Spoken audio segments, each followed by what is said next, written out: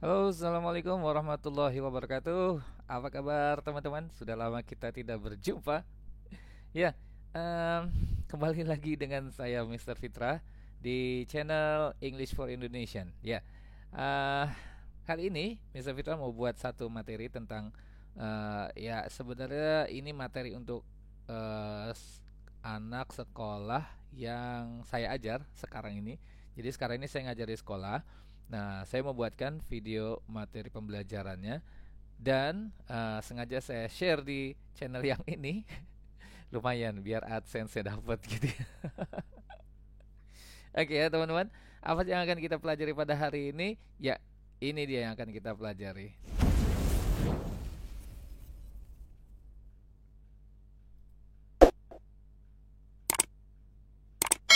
Baik teman-teman, ya kali ini kita akan belajar.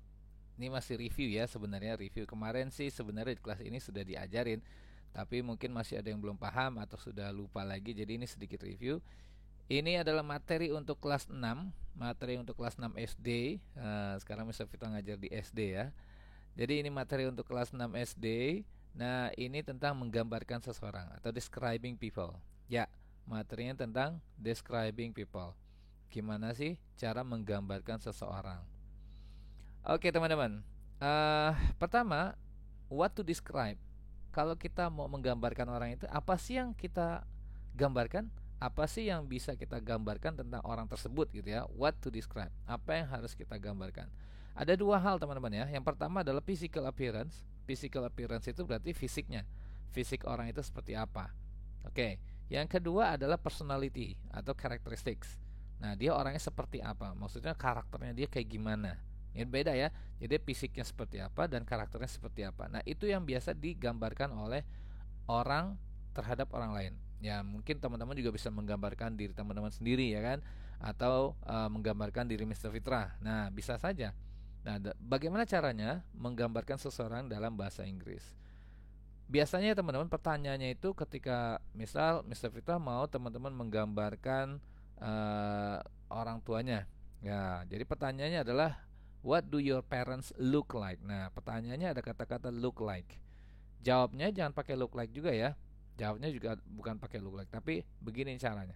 Oh ya, tapi sebelumnya kita harus paham dulu. Kalau physical appearance itu apa sih yang digambarkan? Nah, biasanya kalau ngejelasin atau menggambarkan fisik seseorang itu apa aja yang digambarkan? Pertama kita bisa menggambarkan rambutnya dia seperti apa. Nah, rambutnya ya. Jadi kita bisa bicarakan tentang apa ini namanya warna rambutnya. Ya, warna rambut kan banyak ya. Ada hitam, ada orang warnanya apa diijoin rambutnya gitu ya, atau merah atau pirang. Nah, itu menggambarkan warnanya bisa. Nah, untuk kata-katanya teman-teman bisa cari ya. Ini ada sedikit contoh saja. Sini black, blonde ya. Blonde itu artinya pirang. Ada brunette ya. Ada juga orang biasanya kalau udah tua itu kan rambutnya berubah warna. Nah, itu kalau dalam bahasa Inggris disebutnya apa namanya? Gray hair. Nah, disebutnya gray ya, bukannya white hair. Lalu selain warnanya, kita juga bisa menggambarkan ukurannya. Ukuran rambut dia seperti apa? Apakah panjang, apakah pendek gitu ya? Apakah medium gitu? Ukuran rambutnya itu seperti apa? Jadi short, long.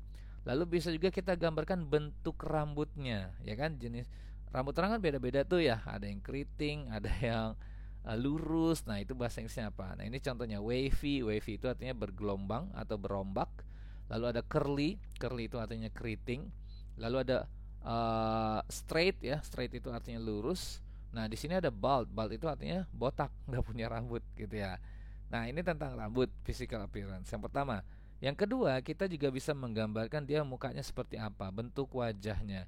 Ya, biasanya kita gunakan kata-kata ini seperti oval, bentuk wajah itu oval atau round ya, bulat atau square. Ada loh orang yang bentuk mukanya tuh kotak, ya bukan seperti SpongeBob banget sih, enggak gitu ya.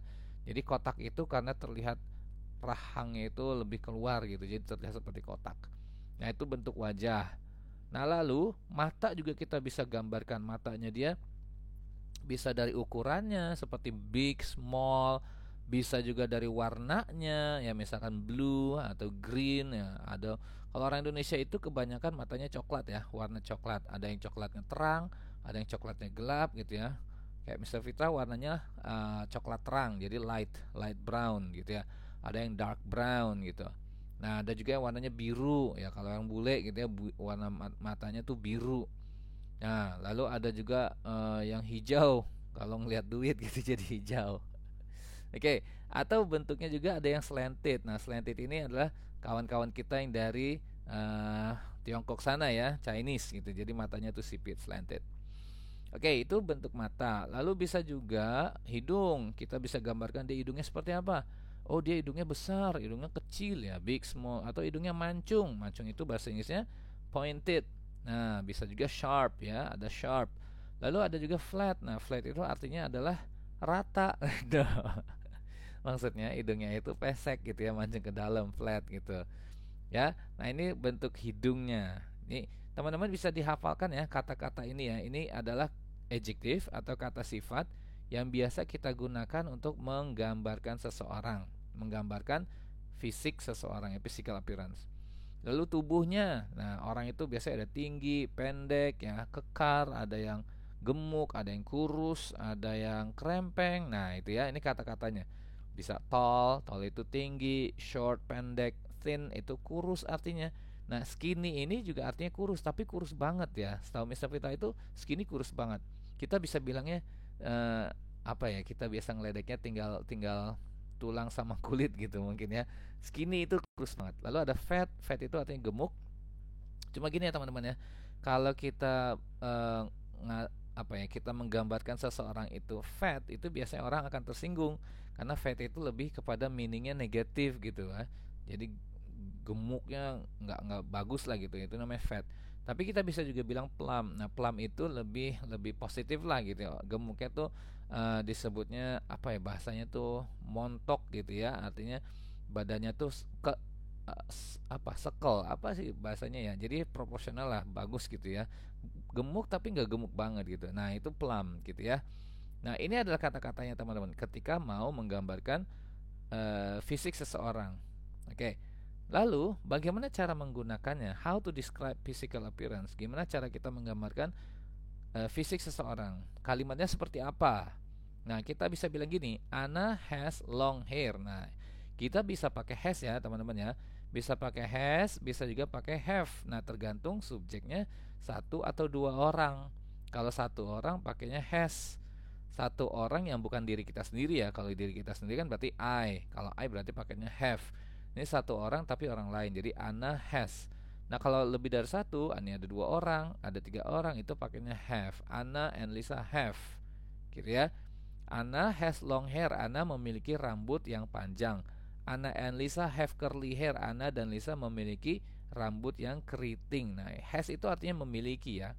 Has itu artinya memiliki. Di konteks ini seperti itu. I have a pointed nose. Saya memiliki hidung yang mancung. Nah, kayak teman-teman ya, mancung semua hidungnya. Ya, walaupun ada yang ke dalam mancungnya gitu. Canda ya, canda. I have a pointed nose. Saya punya hidung yang mancung. Nah, Anna is tall. Nah, selain menggunakan have atau has, teman-teman, kita juga bisa pakai is. Pakai to be ya, bukan pakai is. Pakai to be. Nah, to be-nya bisa is, bisa am, bisa are. Nah, itu to be. Contoh kedua, Anna and Lisa are thin. Nah, kenapa pakai are? Karena subjeknya dua orang, Anna and Lisa.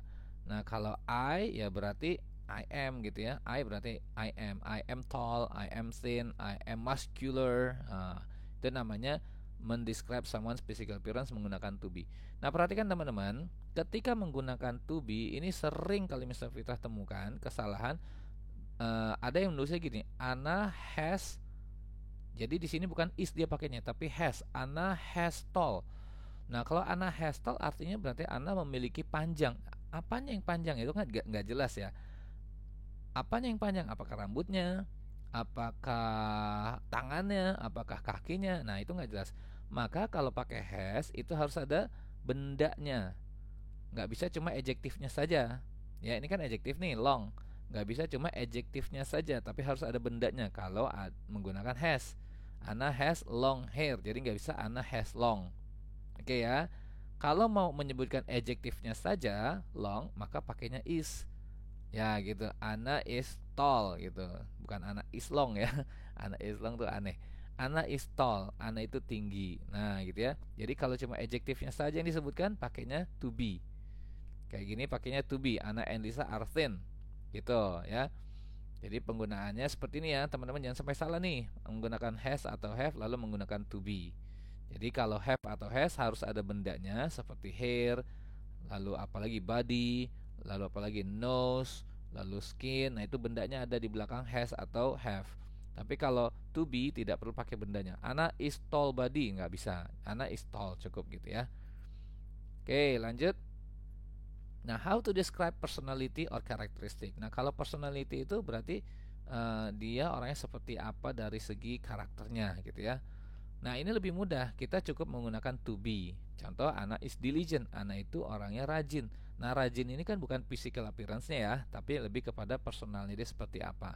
Ana is diligent. Ana orangnya rajin. Nah, Ana is a diligent student. Perhatikan ini teman-teman. Ketika menggunakan benda ya, benda, jadi Ana is a diligent student. Kalau ada kata bendanya, maka di sini tambahkan e. Ana is a diligent student, gitu ya. Jadi kalau menyebutkan benda, kalau nggak pakai bendanya kan nggak ada e-nya nih. Ana is diligent, Ana itu pintar, Ana itu rajin. Ana adalah seorang yang rajin. Ana adalah seorang murid yang rajin. Nah, ini ada kata-kata muridnya. Oke, jadi bisa menggunakan benda setelah adjektifnya, tapi jangan lupa menggunakan ini, menggunakan artikel ya, bisa bisa an, itu kalau untuk satu orang. Tapi nah, kalau dua orang, Anna and Lisa, ini nggak perlu pakai atau an. Nah, gini ya, Anna and Lisa are smart students, jangan ditambahkan atau an, karena atau an itu menunjukkan satu orang, sedangkan di sini dua orang. Anna and Lisa are smart, oke. Anna and Lisa are smart students, oke juga. Jadi boleh menyebutkan adjektifnya saja, boleh ditambahkan bendanya. Bedanya apa dengan yang tadi? Nah, kalau ini kan karakteristik, bukan physical appearance. Maka kayak tadi kalau physical appearance, Anna and Lisa apa tadi? Contohnya sebentar lihat. Nah, kalau di sini misalkan Anna is tall, lalu disebutkan bendanya adalah body. Nah, itu salah. Tapi kalau Anna is a tall person, nah person ya, secara keseluruhan person boleh. Anna is a tall person. Anna is a tall girl. Boleh seperti itu ya. Tapi bukan Anna is tall body. Tall body nggak bisa, gitu ya. Salah secara grammar. Gitu ya teman-teman ya. Jadi jangan lupa kalau menyebutkan bendanya ditambahkan artikel. Oke, nanti kalau ada yang masih bingung silahkan tanya ya. Lalu Anna and Lisa are smart students. Nah, kalau I berarti I am generous. Saya orangnya baik hati gitu. I am generous. Saya baik hati. I am a generous person. Saya orang yang baik hati gitu ya. Itu bedanya. I am generous, saya baik hati. I am a generous person. Saya orangnya baik hati, dermawan ya, generous itu. Nah, jadi seperti itu ya teman-teman ya.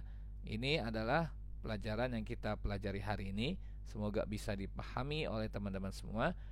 Dan kalau masih belum paham, bolehlah nanti ditanya-tanya ya. Oke, mungkin itu dulu teman-teman yang bisa Mr. Firdan berikan hari ini. Terima kasih sudah mampir lagi ke sini, ke channel English for Indonesian yang sempat mati suri. Lama nggak bikin video dan diupload di sini. Ya sebenarnya kemarin bikin video tapi diuploadnya ke tempat lain gitu ya. Maka sekarang diuploadnya ke sini aja lah gitu ya. Oke, sekali lagi thank you. Ketemu lagi nanti. Jangan lupa ya like, comment, share, and subscribe. Ketemu lagi nanti insya Allah. Wassalamualaikum warahmatullahi wabarakatuh.